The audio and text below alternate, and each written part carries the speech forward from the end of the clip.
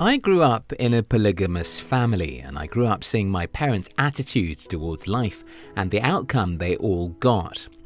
While my stepmother, mother and father were all poor, my mother seemed always to have better financial growth than the other two people. One reason for this is that my mother is a great saver. I don't know anyone who can keep money better than her, and that made her life better. I don't know how many things I learnt from her, but I most likely learned how to save money from my mother, except for one thing. I don't save the way my mother saved her money. You see, my mother saved to achieve some of the things that society thinks is the definition of success. For example, she had to save several years to build her own house, because in the culture where I grew up, having a home of your own is a significant achievement. While I don't have anything against having your own home, I won't save for 10 years, not even 5 years, or take a mortgage to have a home. Instead, as you will notice in this video, I save to invest or save in investment. Let me explain what I mean by that. When I said I saved $30,000, most people might assume that I have such an amount tucked up somewhere. Well, that's what the traditional saving mentality teaches us. Save a lot of money for retirement or something and keep it safe in the bank. The problem with this thinking is that most times the money you save in the bank is reducing in value every day due to inflation.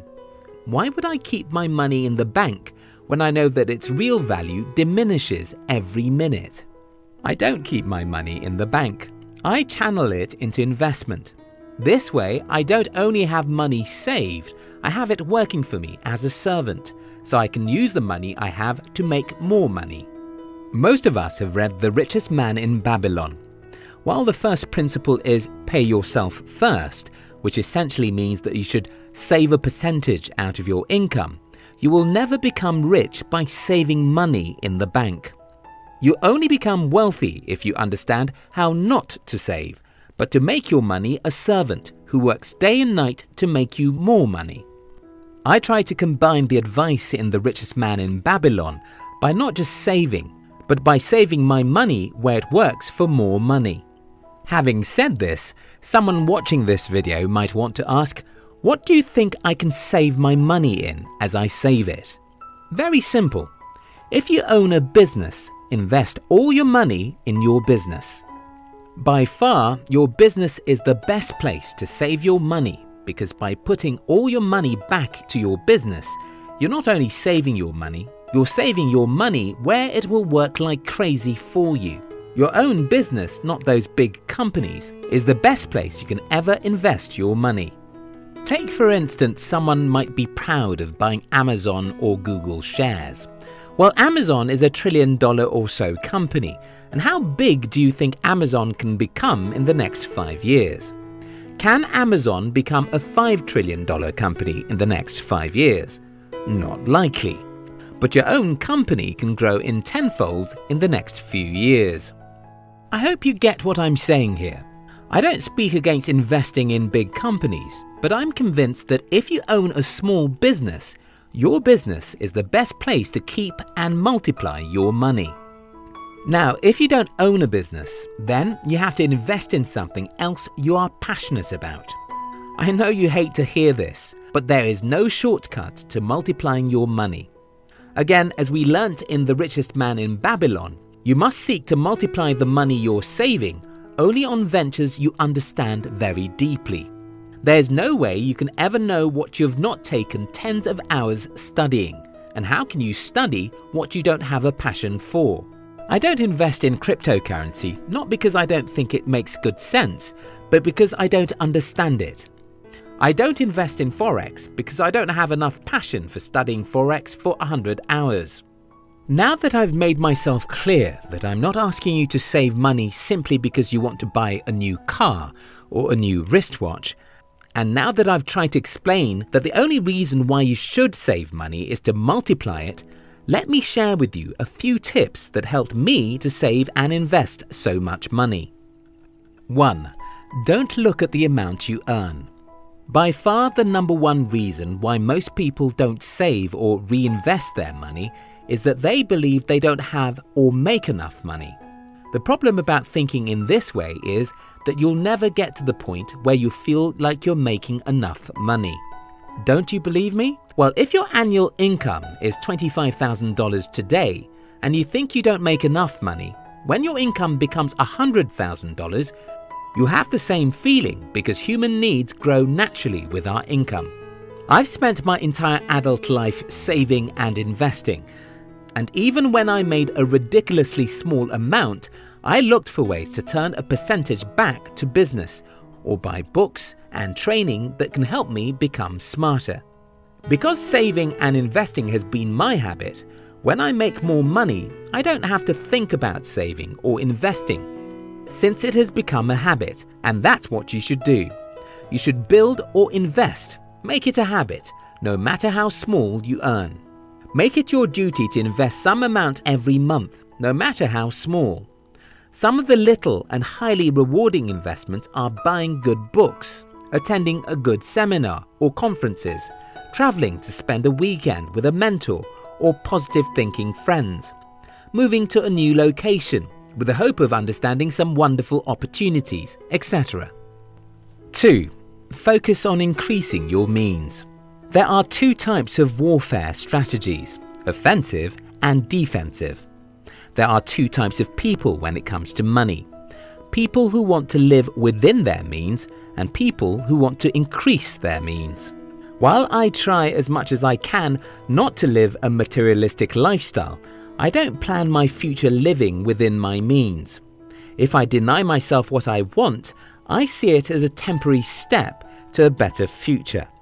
I focus my energy on how to increase my means, and this is how you can do the same. First, stop attaching negativity with money. You see, it's common that someone will watch our videos on this channel and drop a comment about Jesus on the video. Such people assume that for us to be talking about money, we don't know God. I'm sorry, but you're blind if you think like that. By God's grace, I'm a born-again follower of Jesus. I talk a lot about money because I don't want to be a hypocrite like many people. If you wake up every day to work as a slave for money and you're pretending that money isn't necessary, or you think that the God you're following doesn't want you to know or have money, you're not telling yourself the truth. The process of expanding your means starts by telling yourself the truth. And the truth is that you need a lot of money to live in a modern world. You don't have to be satanic to make money. The first truth will lead you to the second, and that is, get a financial education. Someone once challenged me that I'm doing evil because I criticized school. I didn't reply him, but I thought about it. How can we train people about every vital thing but money? Why should I send my children to school to learn how to be lawyers, doctors or accountants if they won't understand the most important paper in the world? Do I mean that it's stupid to study law or medicine? Well, I would have died if some people didn't study medicine, and I wouldn't be useful if I can't call a lawyer to know the right things to do to be saved from the sword of the law. What I'm saying, in essence, is that we can't teach a child how to drink water when we haven't taught her how to eat. 3. Don't live the social media dream. In my country, when people start making more money, they change the environment where they live. When they get to the wealthier neighborhood, they find out that people use better cars, better types of furniture, and better wristwatches. They have to change all that too. So they remain as poor as they were before they started earning more money.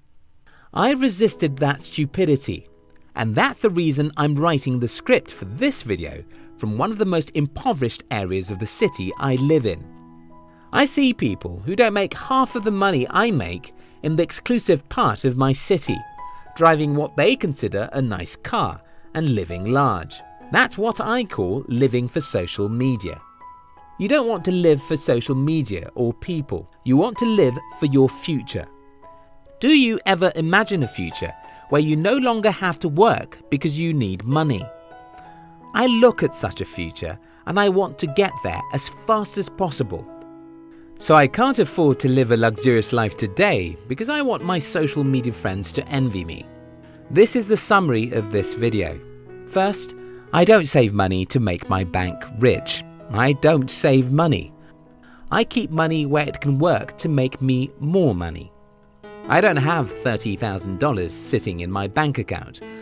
I keep it in the prison of hard labor, where it is working tirelessly to make me more money. Second, saving is what everyone can and should do, because it's not about the quantity of the money you save, but the habit of saving. Third, don't focus on living within your means forever. Only live within your means for a few years, while you're working hard to expand your means. Fourth, don't raise your standard of living because you have a 10% increase in your income. Don't go and live in a luxurious part of your city or buy a new car because you now make more money. Always imagine a future where you won't have to wake up to work for money. Pursue that future by sacrificing today's pleasures. If you liked this video, don't forget to subscribe.